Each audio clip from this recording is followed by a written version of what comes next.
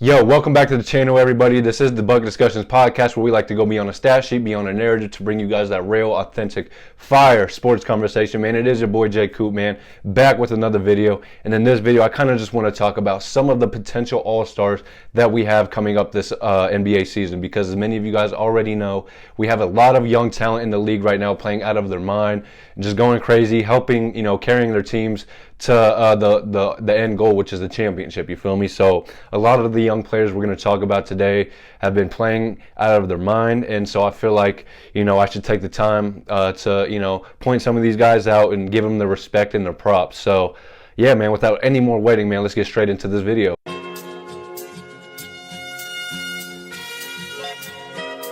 yo, foreigner, you crazy for this? Okay.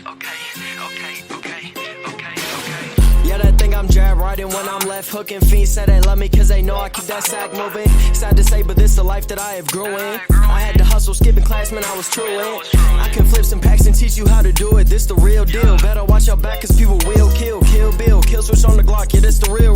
And people spin around them blocks just like a Ferris wheel. But that's enough of that. Let me tell you about my life and where I grew up at. I grew up in the south of Topeka. Then I moved to the east in the streets, and I ain't fucking with neither. I ain't the type to go with kill or go and sit on that block. I'm the type to get some trees. The first guy we're going to talk about is actually really deserving of this NBA All-Star appearance.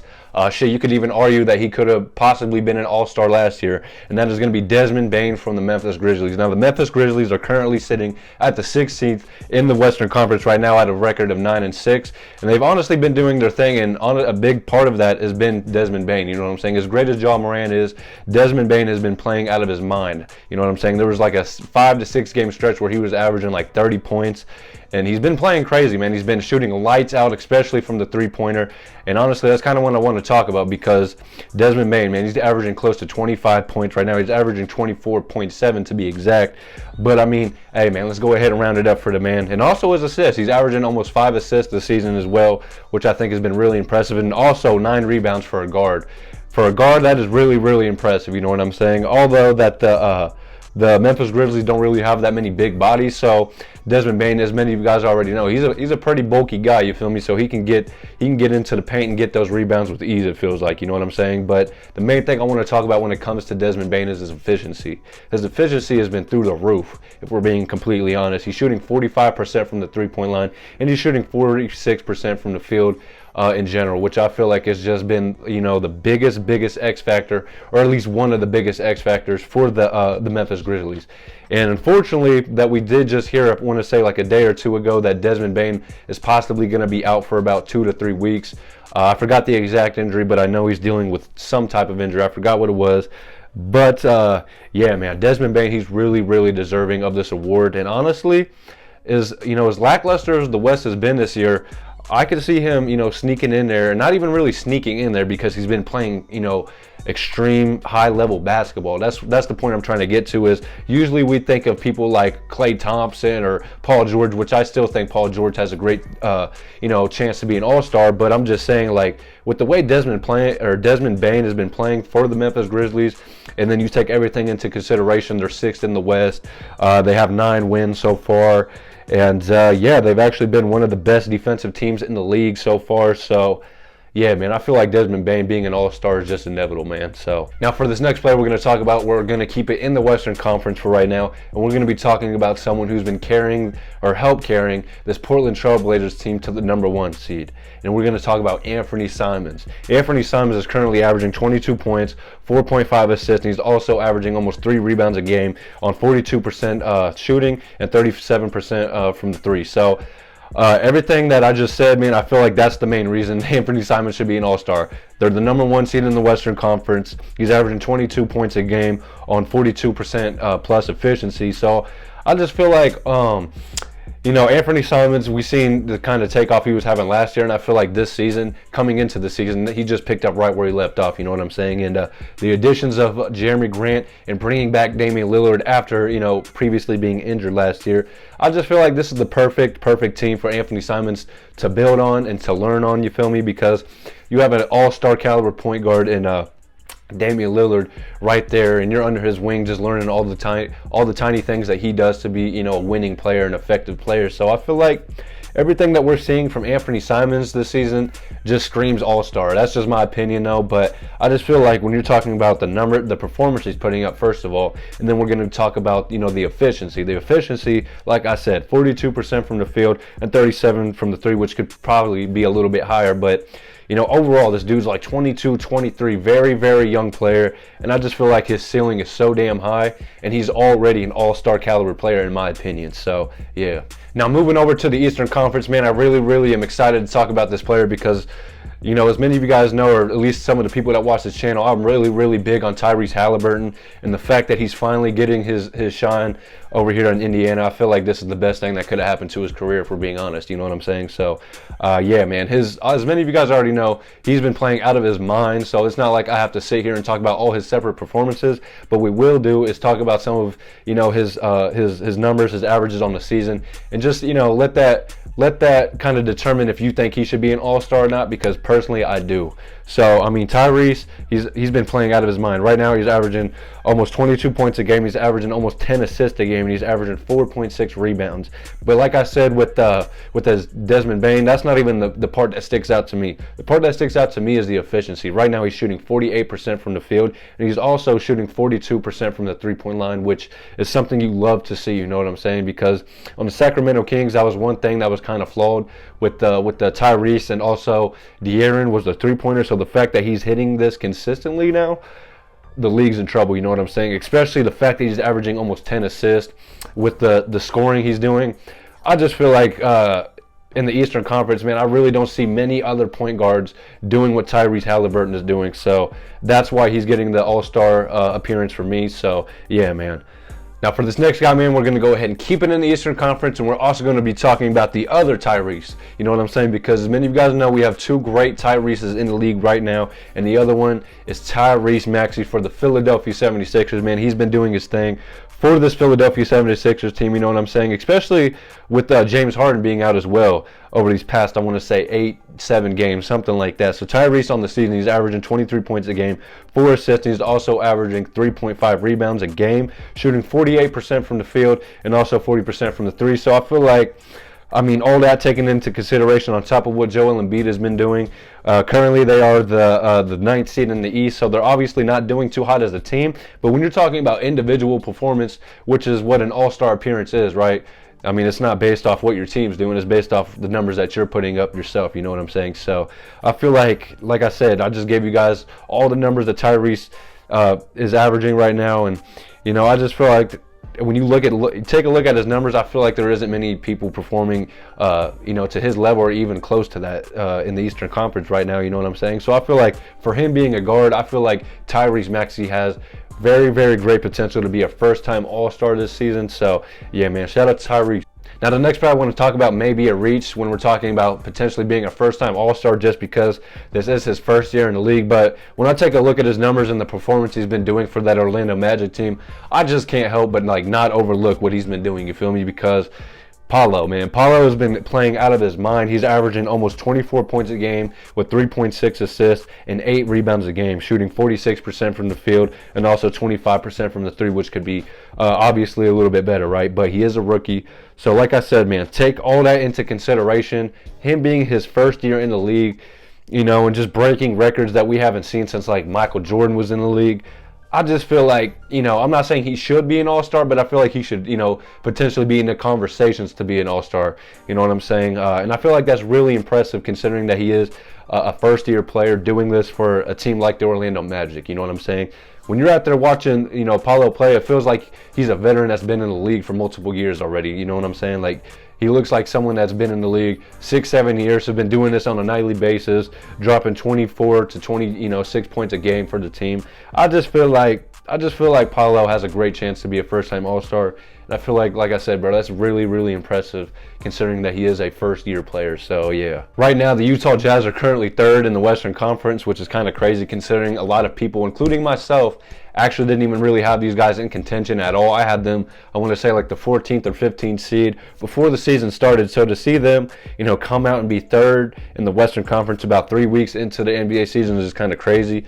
And I feel like the main reason they're 3rd seed in the Western Conference right now is due to the player I'm about to talk about right now, and that is Larry Markkinen. Larry Markkinen is currently averaging 23 points a game with 2.5 assists, 8 rebounds, and he's shooting 52% from the field, and he's also shooting 34% from the three. So I feel like the Utah Jazz could potentially low-key have a couple guys that could be first-year All-Stars just because of, how crazy they've been playing. And like I said, the third seed in the Western Conference right now. I don't know how long that's going to hold up for, but if we're talking about November 16th, 2022, I feel like the Utah Jazz, they could low-key have a couple people, in the conversation for a first-time All-Star appearance, you feel me? But like I said, Larry Markkinen, he came from the Cleveland Cavaliers. He was decent last year, but he didn't play that major of a role. I think he was dealing with injuries. And plus, they already had two outstanding big men on the team, Jared Allen and also Evan Mobley. So they didn't really, have any room for a player like Larry Markkinen. So they ended up trading him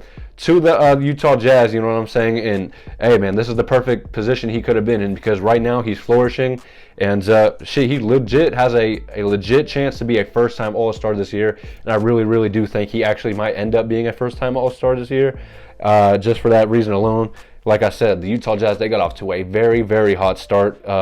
You know what I'm saying? So it's kind of surprising because a lot of people, like I said, had the Jazz potentially tanking. So for them to have 10 wins and 6 losses right now honestly isn't looking too good for the main goal that they had in mind, going to try to get Victor. But hey, who knows? Maybe that wasn't really the goal they had. Maybe they said, you know what, we got Donovan Mitchell out of here, we got Rudy Gobert out of here. Let's show people that, you know what, even without those guys, we can still, contend and be a decent team, you feel me? So I feel like Larry Markkinen has been playing his role to a T, and that's why he's a first-time All-Star in my opinion, man. So yeah. Now for the next player, man, this is someone I wanted to save for last just because I wanted to actually kind of go in depth and talk about him a little bit more, man, because this is one of my favorite players in the league right now, and that is Shai Gilgeous-Alexander from the Oklahoma City Thunder, man. Now, I could sit here and tell you guys his numbers, which I probably will anyway, but I feel like those are pretty self-explanatory. I feel like the numbers he's putting up right now, his percentages, his efficiency, all of that kind of just determines him being an all-star anyway. Like, I feel like this isn't even really up for debate.